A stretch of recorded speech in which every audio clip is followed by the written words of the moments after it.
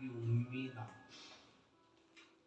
मेरा पहला प्रयास आप हो देवाधिदेव महादेव।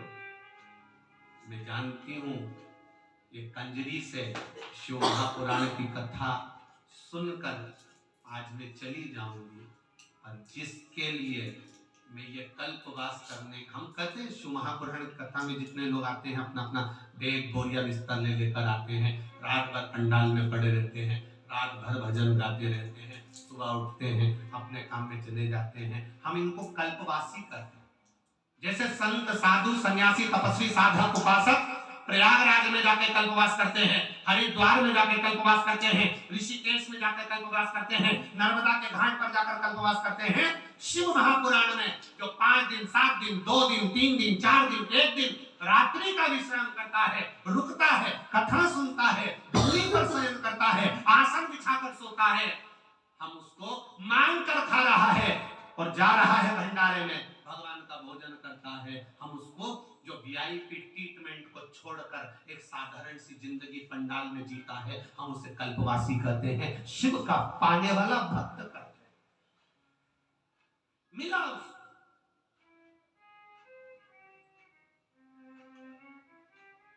मेरी आखिरी उम्मीद मेरा महादेव नहीं होना चाहिए, मेरी आखिरी उम्मीद मेरा राम नहीं होना चाहिए, मेरी आखिरी उम्मीद मेरा कृष्ण नहीं होना चाहिए।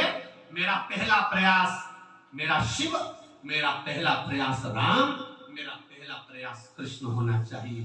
पहला ही, एक बार नहीं, पहला प्रयास ही ऐसा कर दो कि गेंद पाले के बाहर हो जाए, तो फिर उम्मीद की जरूरत ही नहीं। पहला प्रयास मेरा शिव हो, पहला प्रयास मेरा राम हो, पहला प्रयास मेरा कृष्ण हो।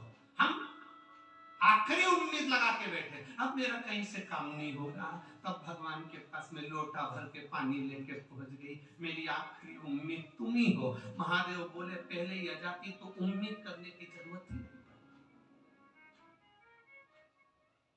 मेरे को पहला प्रयास मनाओ, महादेव करते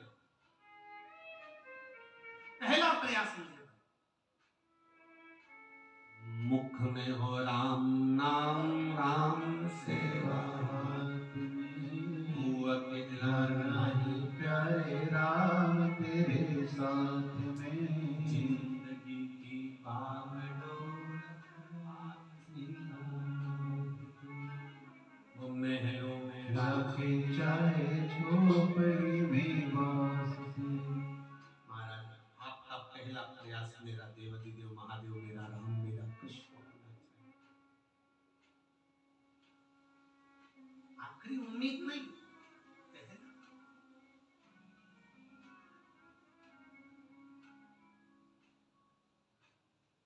पावागढ़ वाली माता की जो पहली सीढ़ी पर पांव रख लेता है, वो फिर आखिरी नहीं देखता, फिर वो चढ़ता चले जाता है। पूछता जा रहा है, थक गया हूं, कितनी बची है? आने वाला भी कहता है, घबराओ मती, थोड़ी ही बची है, चलते जाओ। और चढ़ता है, हांपड़ी भरा रही, अब कितनी रह गई है? बस वो दिख रही है, यहीं से। फिर देखा नजदीक है मेरी माँ, फिर 2-4 चढ़ गया, हांपड़ी भराई, फिर बैठ गया। अब कितनी रह गई है? सामने ही है, दिख तो रही है, दिख तो रही है, पर वो हमको देख नहीं रही है।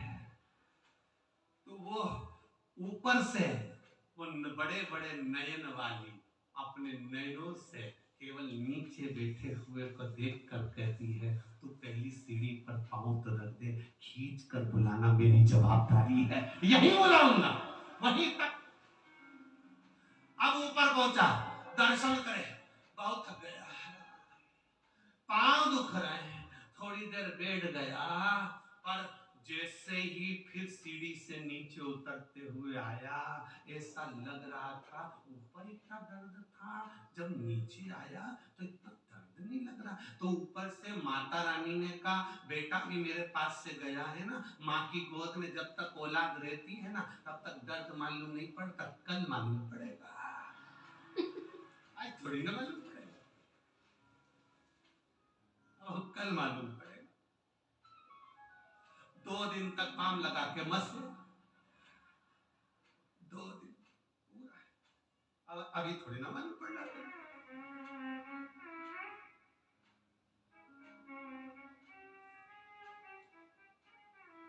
चलते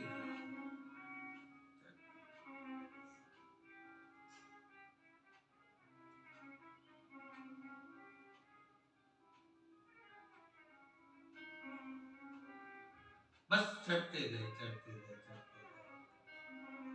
पहली सीढ़ी, पहला भरोसा, पहला विश्वास, पहली दृढ़ता, उसने मां को मान लिया, इसलिए चढ़ गया। आखिरी उम्मीद मानता तो नहीं चढ़ता भैया। ऊपर से आने वाले बता रहे हैं 1800 सीढ़ी है और एसी कैसी है, मैं तो नहीं जो तुम चले जाओ।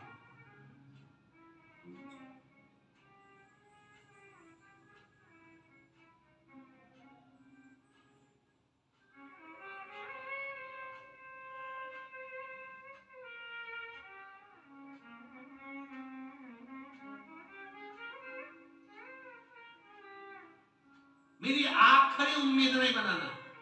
मेरा पहला प्रयास, मेरा महादेव, मेरा राम, मेरा कृष्ण। और जब पहला प्रयास मेरा राम और कृष्ण शिव होगा, पहली दुकान खोलो पूरे संकल्प के साथ, पूरे भरोसे के साथ खोलना।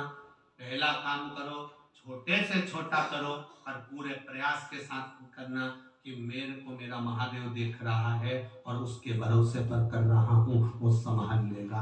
ये मेरा विश्वास करता है। भरोसा जड़ी, विश्वास पक्का।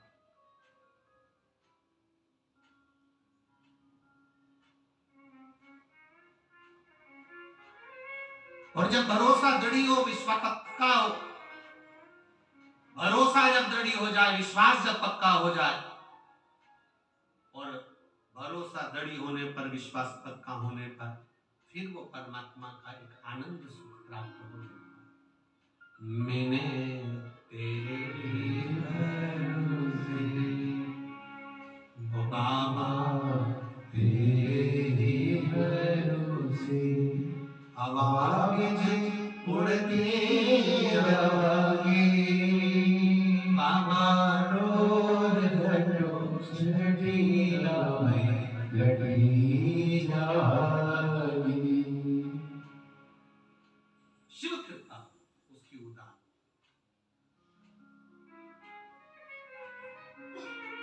कब से खड़े हैं, क्यों न सुने तुम, मुझे तेरा ही सहारा है, मेरे भोले बाबा, मुझे तेरा ही सहारा है, मेरे भोले बाबा, मुझे पुकारा है, मेरे भोले बाबा, मुझे पुकारा है, मेरे भोले बाबा। कब से खड़े हैं भोली पसार, क्यों न सुने तुम मेरी पुकार। कब से खड़े हैं झोली पसार, क्यों न सुने तुम मेरी पुकार। कब से खड़े हैं झोली पसार, क्यों न सुने तू मेरी पुकार। कब से खड़े हैं झोली पसार, क्यों न सुने तू मेरी पुकार। मुझे तेरा ही सहारा है, मेरे बाबा, मुझे तेरा ही सहारा है, मेरे भोले बाबा, मैंने तुम्हें ही पुकारा है, मेरे भोले बाबा, मैंने तुम्हें ही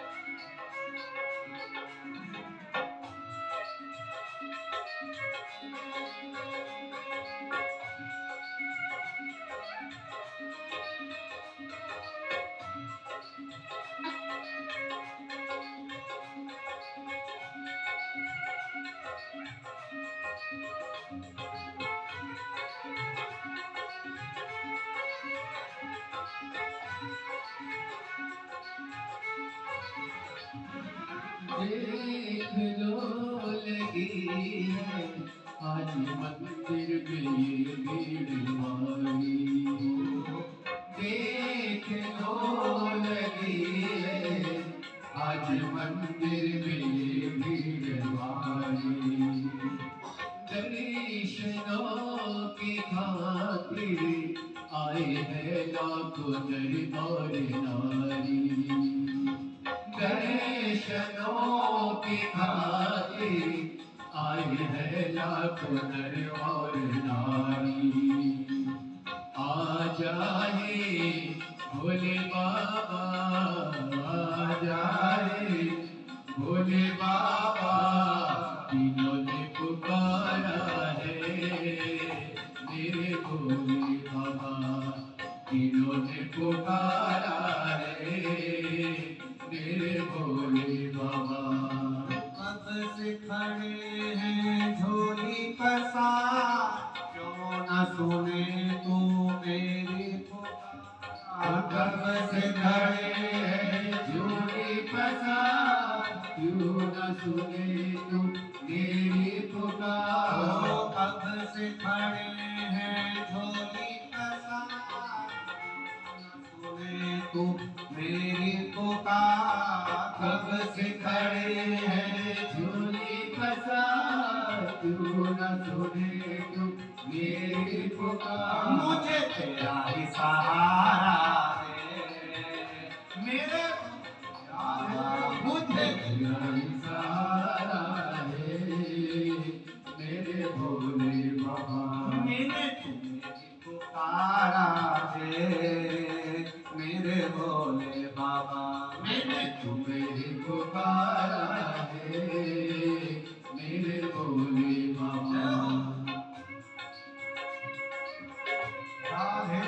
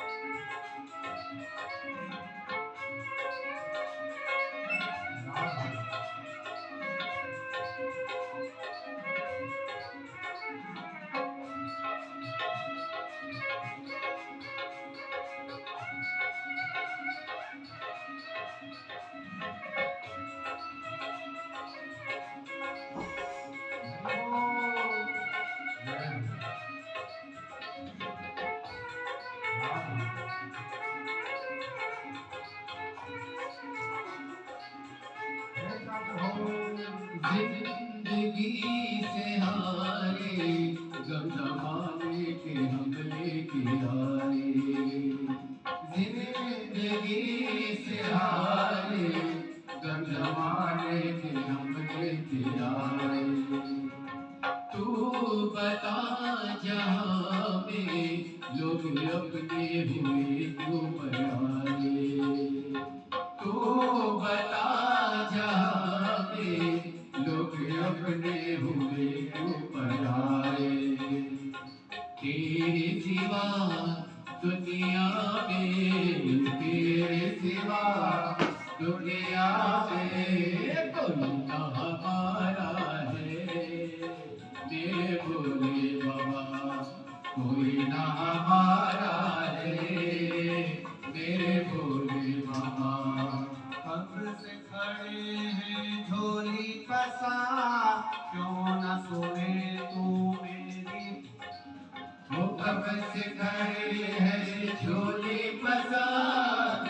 न सुने तुम मेरी पुकार। कब से खड़े हैं झोली पसार, क्यों न सुने तू मेरी पुकार। कब से खड़े हैं झोली पसार, क्यों न सुने तुम मेरी पुकार। मुझे तेरा ही सहारा है मेरे भोले बाबा, मुझे तेरा ही सहारा है मेरे भोले बाबा।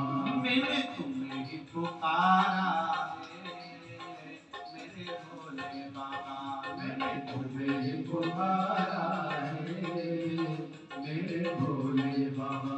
ओ कब से खड़े हैं झोली पसार, क्यों न सुने तू मेरी पुकार। कब से खड़े हैं झोली पसार, क्यों न सुने तुम मेरी पुकार। मुझे तेरा ही सहारा है मेरे भोले बाबा। मुझे तेरा ही सहारा है भोले बाबा।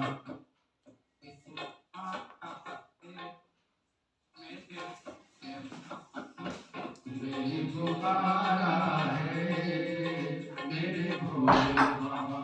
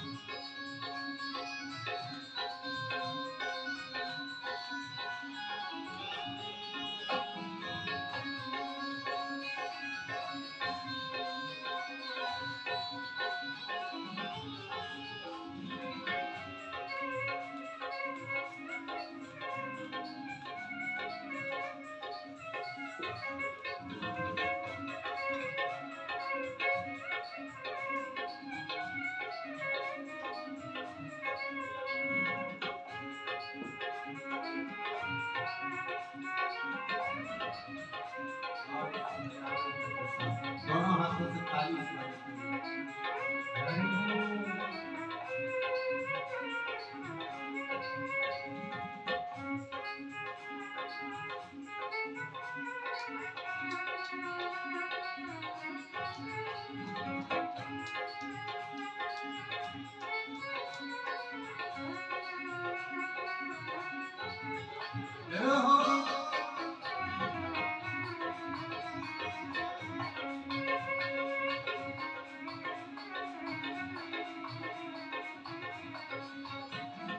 रास्ता न सूझे कहाँ जाए मुसीबत के मारे।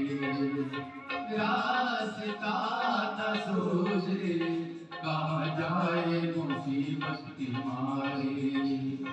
आसरा है तेरा दूर कर दो ये संकट हमारे। आसरा है तेरा दूर कर दो ये संकट हमारे। सुनते हैं तूने ही सुनते हैं तूने लाखों को मारा है मेरे भोले बाबा। लाखों को मारा है मेरे भोले बाबा। अब से खड़े हैं झोली पसार, क्यों न सुने तू मेरी पुकार। कब से खड़े हैं झोली पसार, क्यों न सुने तुम मेरी पुकार। कब से खड़े हैं झोली पसार, क्यों न सुने तू मेरी पुकार। कब से खड़े हैं झोली पसार, क्यों न सुने पुकारा मुझे तेरा ही सहारा है मेरे भोले मुझे तेरा ही सहारा है मेरे भोले बाबा मैंने तुम्हें ही पुकारा है मेरे भोले बाबा मैंने तुझे पुकारा है मेरे भोले बाबा मैंने तुम्हें ही पुकारा है भोले बाबा मैंने तुझे पुकारा है मेरे भोले बाबा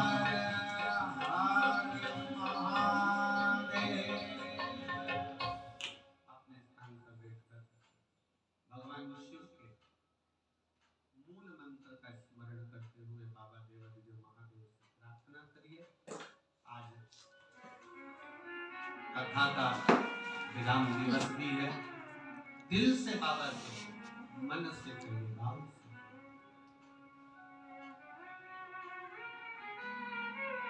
अपने स्थान पर बैठकर भगवान देवादिदेव महादेव से प्रार्थना करो। भाव से कहिए श्री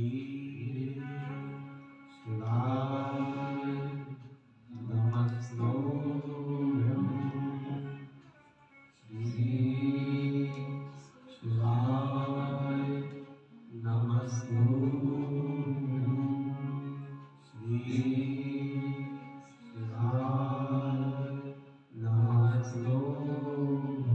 श्री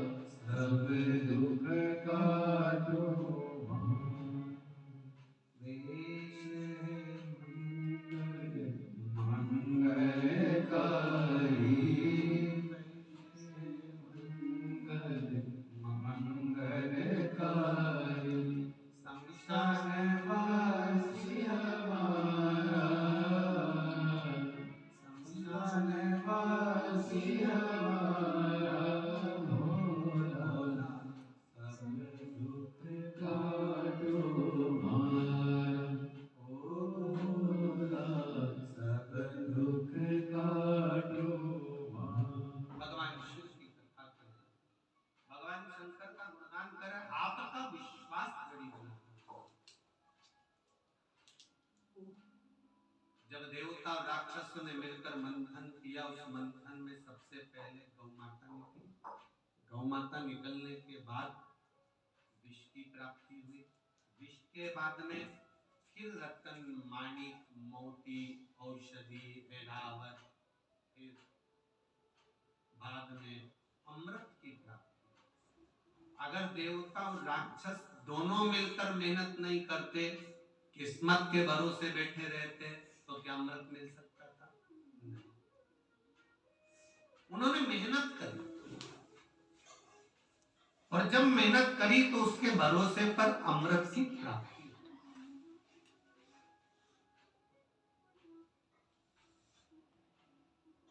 करो, देखो गौ माता निकली, विष निकला, और गौ माता निकलने के बाद विष इसलिए निकला क्योंकि विष जो पिएगा, विष निकलने से पहले गौ माता का निकलना जरूरी था। विष पीने वाला जब विष पिएगा तो उसका कंठ जलेगा, उसके कंठ की जलन को गौ माता का दूध रोक सकता है।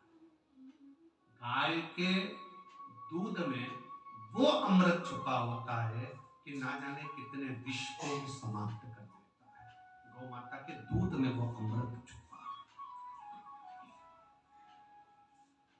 ना जाने कितने विश्व को समझ।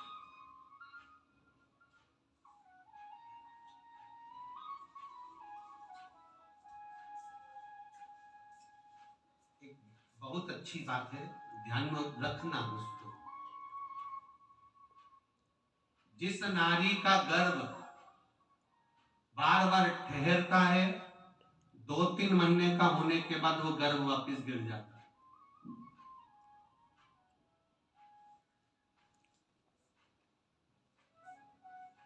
फिर गर्भ ठहरा, फिर गर्भ गिर गया। बार बार गर्भ ठहरता है, 2-4 महीना रहता है, 3 महीना 2 महीना रहता है, फिर गर्भ गिर जाता है। उसको देसी गाय, जर्सी गाय नहीं है, देसी गाय का दूध शिव जी का अभिषेक करना चाहिए और उसी दूध का पान उस नारी को कर लेना चाहिए। अगर 15 दिन 20 दिन भी उस नारी ने देसी गाय का दूध का अभिषेक शिव जी का करा और उस दूध का पान करना पीना प्रारंभ कर लिया, तो ये निश्चित है उस नारी का फिर गर्भ नहीं गिरता, उसको पूर्ण संतान प्राप्त होती है। देसी गाय का जो दूध होता है अमृत के तुल्य।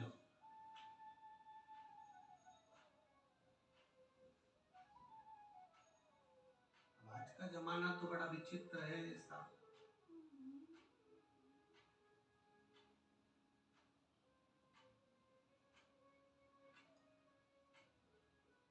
कैसा कैसा बोतल का दूध आ रहा है, थैली का दूध आ रहा है, पाउडर का दूध आ रहा है, केमिकल का दूध आ रहा है। उसी से मालूम पड़ जाता है कि तुमने जो दूध पिया है वो कितना असर कर रहा है।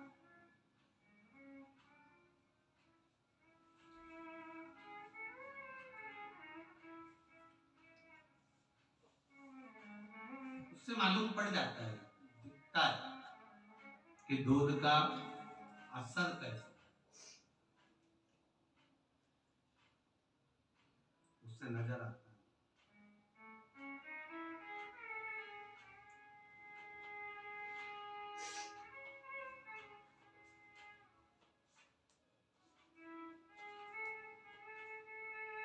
शिव कथा कर, शंकर भगवान का गुणगान करना, शिव तत्व करना।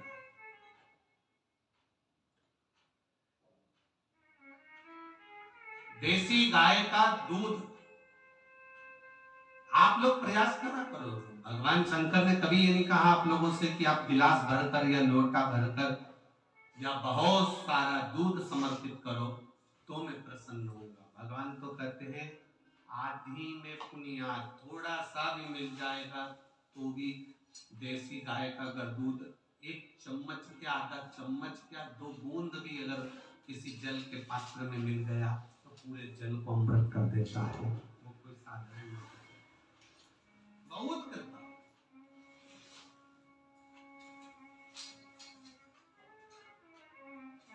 का एक आनंद ही दूसरा। और प्रयास करिए, हम तो कह सकते हैं आप लोगों से, बस प्रयास आपको करना है। अगर घर में गौ माता की सेवा नहीं कर सकते हो, घर के अंदर गाय नहीं बांध सकते हो, घर के अंदर गौ माता की सेवा नहीं कर सकते हो, तो प्रयास करा करो अपने नगर में, अपने गांव में, कहीं मंदिर में, कहीं सीताराम सरकार के चरणों में हो, कहीं पावागढ़ वाली माँ के चरणों में हो, कहीं गौशाला अगर कहीं हो, तो रोज नहीं जा सकते तो कम से कम अमावस्या के दिन एक दिन ऐसा बनाओ कि अमावस्या के दिन जाके मुझे चारा देना है, गौ माता की सेवा करना है और उनके चरणों में पहुंचना है।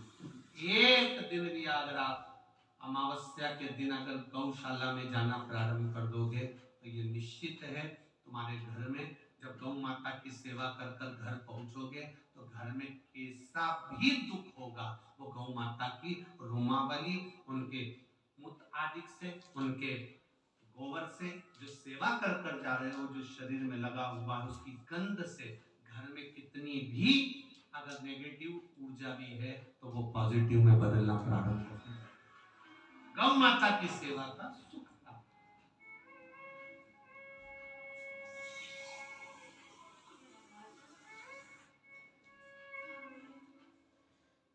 करो सेवा। हम कभी तुमसे ये नहीं कहेंगे कि तुम कुत्ता मत पालो। हम क्यों कहें?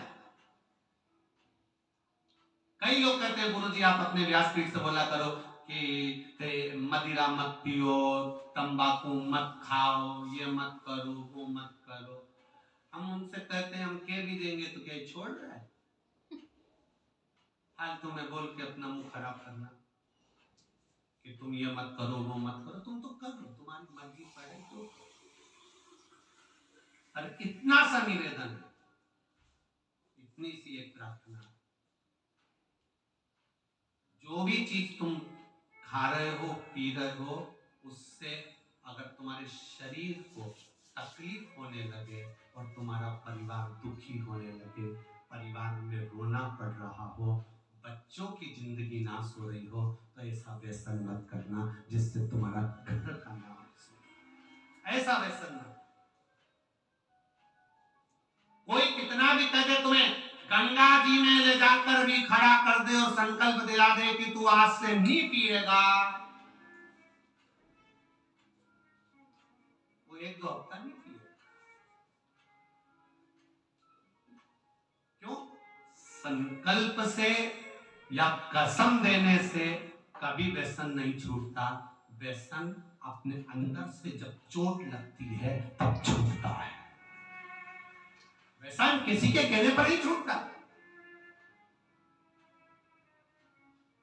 ये कितनी पत्नियां हैं जब शादी होके आई थी उसको पहली बार मालूम पड़ गया था कि ये मदिरा पीते हैं, ये काम करते हैं, ये गलत काम करते हैं। उसने कितना आंदोलन किया, मैं रोटी नहीं खाऊं, मैं तो अपने मायके जाऊं, मैं तुम्हारे साथ रहूंगी नहीं, मैं तो जा रही, सब छोड़ के चली भी गई, बाप गया ही नहीं लेने। अब सोच रही करूं क्या?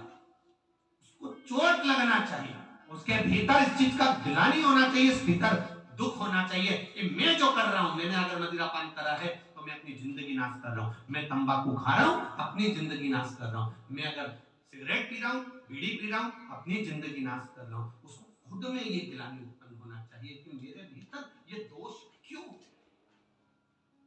अभी कल की कथा याद कर लो, अचार की बरनी में दाल सब्जी की चम्मच अचार को सड़ा देती है। जिस मनुष्य के भीतर राम नाम, कृष्ण नाम, शिव नाम समाया हुआ है, उसके भीतर अगर थोड़ा सा भी कुछ गलत है तो वो भजन को भगवान तक जाने नहीं देता। छोड़ो,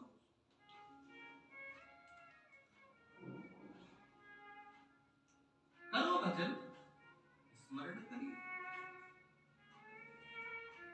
निकली सबसे पहले, और एक गाय नहीं निकली है, मंथन के समय पर 5 गौ माता निकली है। 5 गाय समुद्र मंथन में से निकली है, एक नहीं निकली है, 5। सुरभि, सुशीला, सुभद्रा, नंदा, बहुला, 5 गाय।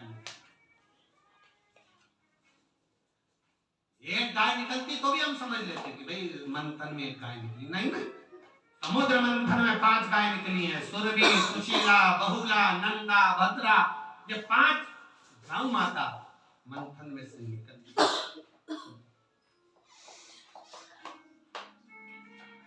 निकली सुभद्रा जैसी गाय, नंदा जैसी गौ माता, सुरभि जैसी, सुशीला जैसी, बहुला जैसी गाय।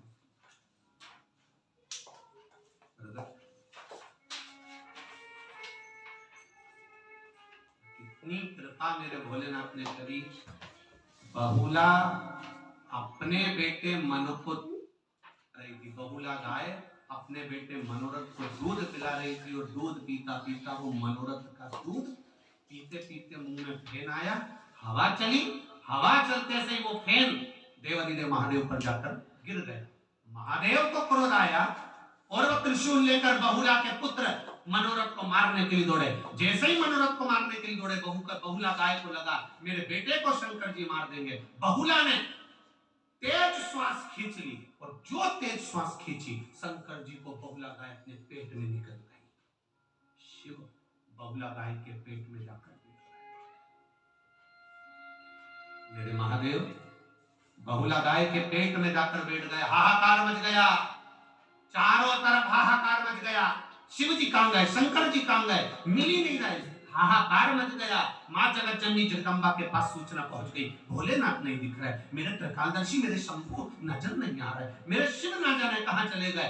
तब मां पार्वती ने ध्यान लगाया कि भोलेनाथ गए कहां हैं। तब स्मरण में आया कि वो बहुला गाय के पेट में जाकर बैठ गए हैं, क्योंकि मनोरथ को मारने जा रहे थे।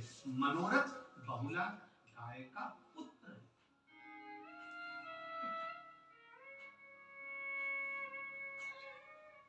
मनोरथ को मारने गए थे। मनोरथ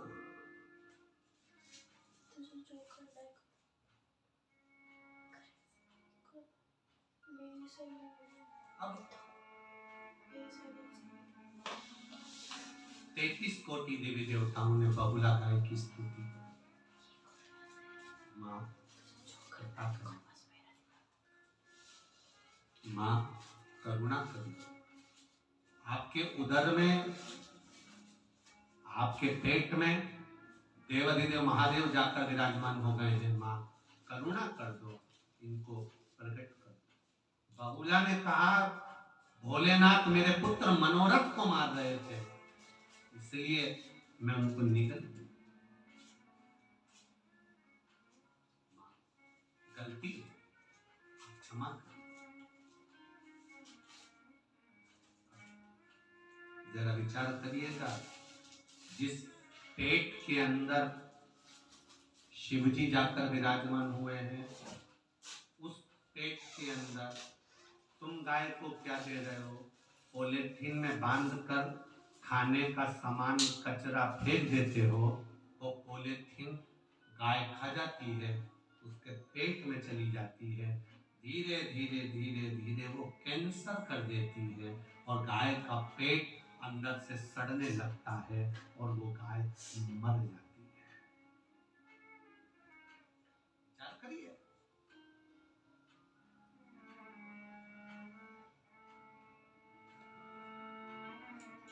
कई गौशालाओं ने रिसर्च करा महाराज जी, कई गौशालाओं में रिसर्च किया गया कि कांजी हाउस में गायों को पकड़ा जाता है, शहरों में से गाय को पकड़ा जाता है, शहरों की गाय को पकड़कर गौशाला में भेज दिया जाता है। आसपास में जो गौशाला होती है उसमें शहर की सारी गायों को भेजा जाता है।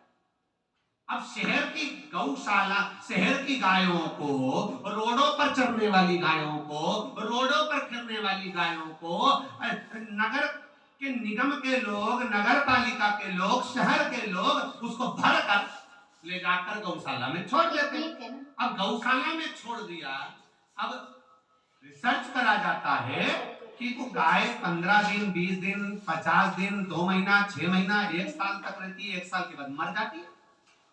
कई लोग गौशाला पर क्लेम कर देते हैं कि गौशाला में इतनी गाय मर गई, गौशाला में ऐसा हो गया।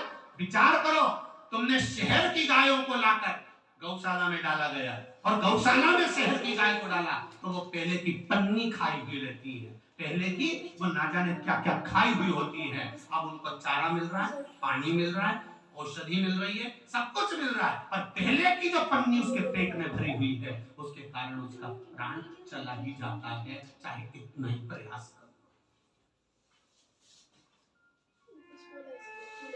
कितना ही प्रयास करो।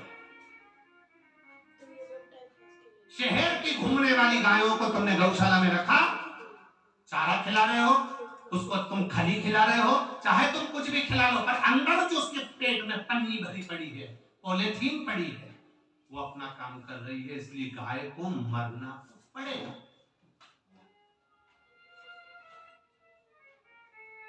वो पॉलीथीन कोई दूसरे ने नहीं भेजी है, वो आपने भेजी है, रोड पर पटक दी, उसने खा ली, उसके पेट में चली गई, वो धीरे धीरे कैंसर कर गई। महाराज चिल्लाने से कुछ नहीं होगा। धर्म की जय हो, अधर्म का प्राणियों में, विश्व का, गौ माता की, बस इतना ही बोल के काम खत्म। ना कहा, समाप्त हो गया।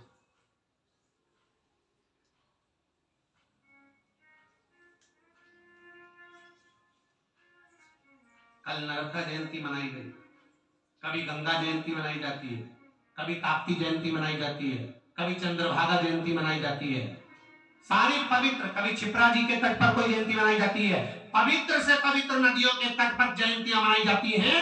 एक से बढ़कर एक त्योहार, एक से बढ़कर एक उत्सव मनाया जाता है। हम मना नहीं करेंगे, आप त्योहार मनाओ, उत्सव मनाओ, जयंती मनाओ, खूब खर्च करो, सुंदर सजाओ, सुंदर उत्सव मनाओ। और निवेदन केवल इतना है कि नर्मदा हो, गंगा हो, कावेरी हो, क्षिप्रा हो, सरयू हो, उनके तट पर तुम कुछ भी मनाओ, पर ये कागज के दिए, ये प्लास्टिक के दोने में दिया जलाकर तुम नदियों में फेंक देते हो, वो आगे जाकर तुमने तो दीपदान कर दिया, तुमने तो वहां दिए लगा दिए, पर बाद में घाट पर पड़ा हुआ कचरा, नदी में डाला गया कचरा, वो सारा एक जगह पर दूषित होता रहता है। हमारी पवित्र नदियां अगर ऐसी दूषित होती रहेगी तो ऐसी जयंती मनाने से कोई फायदा नहीं। हमें अपनी पवित्र नदियों का स्मरण करना है, हमें अपनी पवित्र नदियों को बचाकर चलना है, हमें अपने पर्यावरण को बचाकर चलना है, हमें अपनी गौ माता को बचाकर चलना है, हमारे संत महात्मा साधु सन्यासी तपस्वी साधक उपासक इनको भी बचाकर चलना है, हमें अपने भगवंतों को बचाकर चलना है, हमें अपने मंदिर मठ और देवालयों को बचाकर चलना है। वो निश्चितता सुख का अनुभव।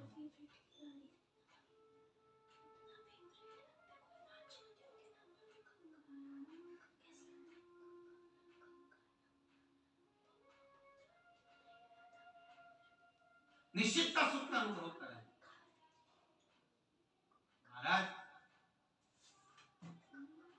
शिव कथा कर रही है, भगवान शंकर का गुणगान कर रहा है, गौ माता का केवल थोड़ा सा अगर देसी गाय का दूध मिल जाए, वो शिव जी को चढ़ाया जाए और उसका पान किया जाए, ना जाने कितने रोगों को मुक्त कर देती। अभी देखिए शिव बाबा प्रकट हो गए, गाय ने अपनी श्वास से शंकर भगवान को नंदीश्वर के रूप में प्रकट कर दिया, शिव जी प्रकट हो गए। प्रकट होने के बाद भगवान शंकर से गौ माता ने कहा आप कृपा करिए और मेरे को आशीर्वाद दीजिए। शंकर भगवान ने आशीर्वाद गौ माता को दिया, तेरा बेटा दूध पीता है, वो दूध तेरे थन से निकलने वाला देसी गाय का जो दूध है वो अमृत के तुल्य होगा। तेरा दूध मेरे ऊपर चढ़कर अमृत का कार्य करेगा। शिव कथा कर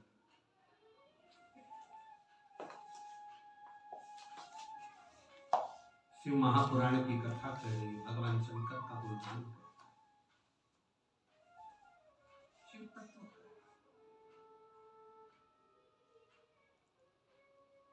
गाय का बछड़ा जब दूध पीता है और उसके मुख पर जो फेन, वो फेन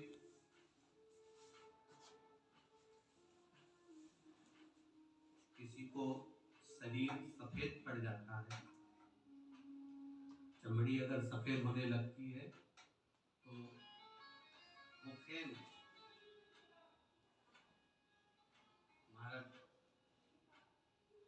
पूर्णिमा के दिन अगर गाय बछड़े को दूध पिला रही है और उसके मुंह पर जो फेन आ जाता है उसको चम्मच में निकाल लिया जाता है। देसी गाय का बछड़ा, देसी गाय की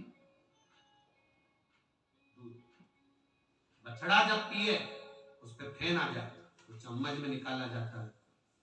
पूर्णिमा की रात्रि को शरीर में जहां कहीं भी श्वेत रोग हो जाता है, चमड़ी सफेद पड़ने लगती है, वहां उस फेन को लगाया जाता है।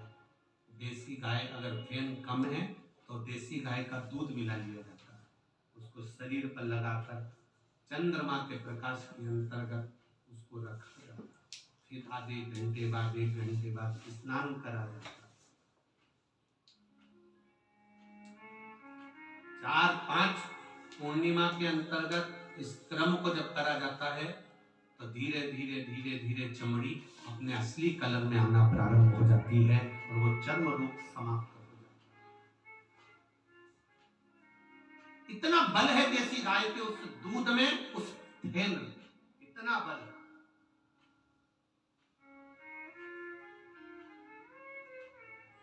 हम आज के जमाने में इतने आगे निकल गए कि गौ माता तो हमको सुहाती ही नहीं। जहां देखो, कल भी हमने देखा, हम यहाँ से इधर भीड़ रहती है तो इधर से निकल जाते हैं, वो हमारे वो जिग्नेश भाई हमारे इधर ले जाए, और पुलिस की गाड़ी इधर से चली जाए तो इधर से जाए, तो हम इधर से जा रहे थे, हमने देखा कि 4-5 गाय भी थी किसी एक महिला के पास में, और 2 भैंस भी थी, वो ऐसी चरा रही थी उसको। गाय कहीं पे भी जा रही थी, हमने देखा उसको, उसने कुछ नहीं कहा, पर भैंस कहीं नहीं जाना चाहिए।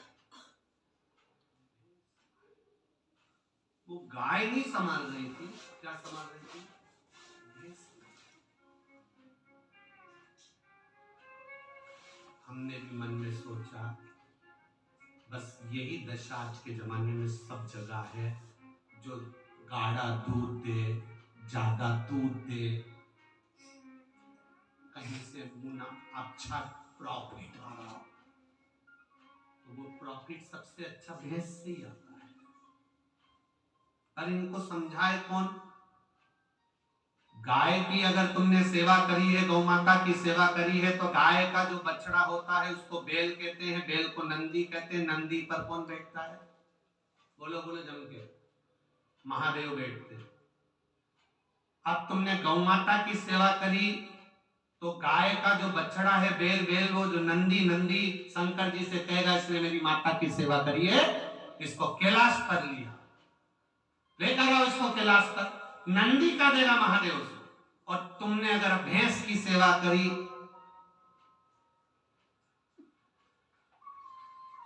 अब भैंस का जो छोरा है आड़ा, उस पर कौन बैठा? यमराज। और उसने, यमराज जब बैठे तो पाड़े ने कहा इसने मेरी मां को, भैंस को खूब नहलाया, खूब नहलाया, खूब निचोड़ निचोड़ के दूध पिया, इसलिए मैं फर्ज अदा करो, इसको नरक लिया। अब कंजरी वालों, तुम गाय पालो चाहे भैंस पालो,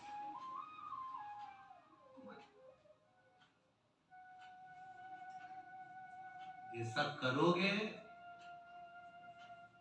गौ माता की सेवा करोगे तो कैलाश धाम है, और अगर भैंस माता की सेवा करो तो ब्लैक कलर की स्कॉर्पियो, उसमें कोई टेंशन नहीं है। तुम तो बैठो, और यमराज और भोलेनाथ दोनों में अंतर है। भोलेनाथ जी ले जाते हैं तो डमरू बजाते बजाते ले जाते हैं, और यमराज ले जाता है तो डमरू नहीं लाता है, वो तुम्हें ही इतना बजाता है, इतना बजाता है कि चिल्लाते चिल्लाते, मत मारे, मैं कसम खाऊं अगली बार भैंस नहीं पालूंगी, उन्हें फिर बता लिया, फिर धोया।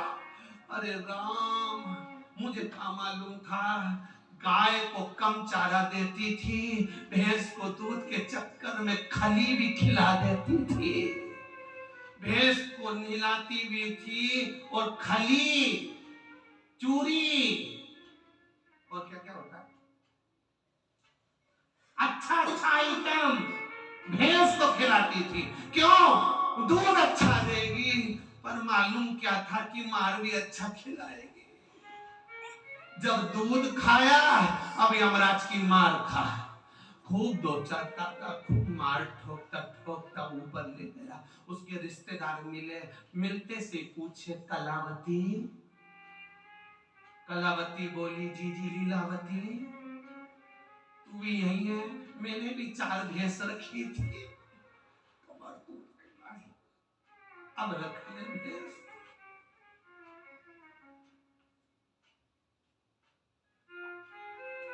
मत बुरे कर्म कर बंदे, वरना पछताएगा।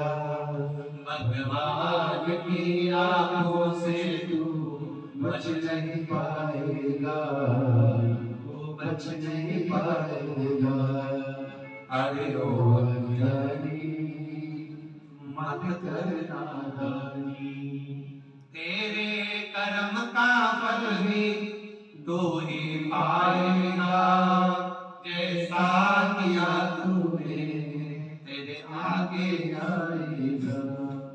मत कर बुरे कर्म कर बंदे वरना पछताएगा।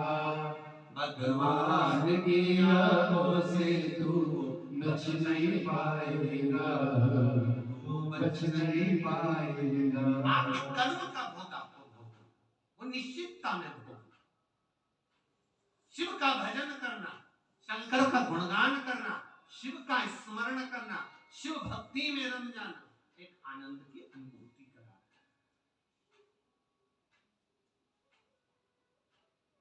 शिव महापुराण की कथा करते, मंथन में निकला भी